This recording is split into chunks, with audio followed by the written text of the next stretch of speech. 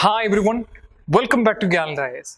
Today we're going to learn a very important current affairs topic, which is important because India has a stake in it and India's energy security of the future depends on it. It is International Thermonuclear Experimental Reactor, or in short known as ITER. ITER is a experimental, which is the largest magnetic fusion reactor located in France, and India has a stake in it. It is very important for us. It is a fusion reactor, and the fusion reactors are called tokamak.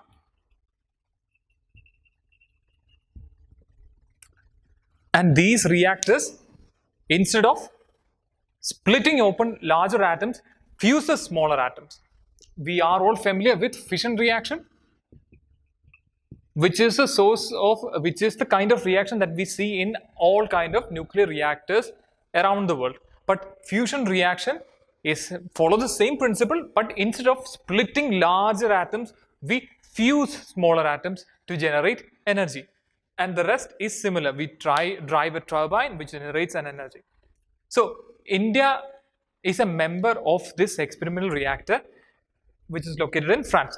Now, there are certain undeniable advantages for this type of reaction, and that is the reason why India is very interested in such a reactor. Advantages are: the radioactive waste generated by such a reactor is very less compared to radioactive waste generated by fission reactors. Moreover, the time taken to decay, the time taken to turn this waste material into harmless substance is only 100 years, as opposed to thousands of years of fission reaction. Those materials have to be kept safe for thousands of years, but the waste materials generated by fission reactor need only be stored for 100 years. And the second one is no meltdown. The possibility of meltdown is the greatest risk associated with nuclear reactors. That is the reason why we do not have nuclear reactors close to populated areas.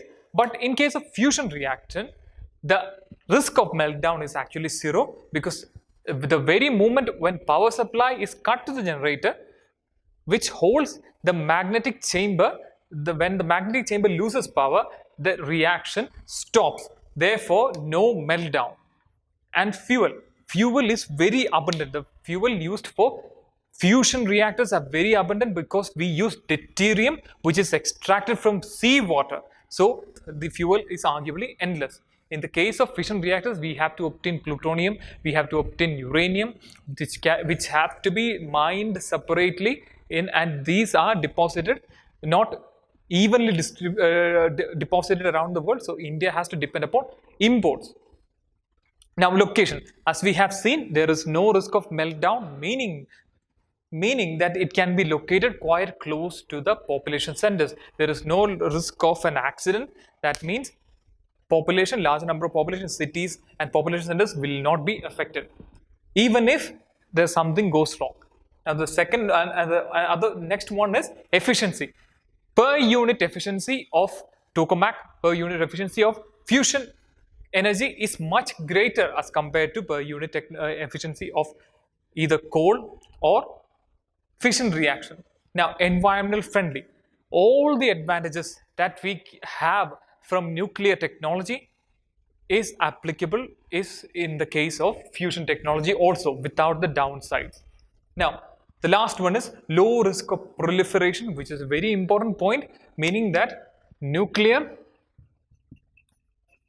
proliferation, nuclear weapons for proliferation is very less in the case of fusion reactors. Why? Because the resultant output is not enough to make nuclear weapons.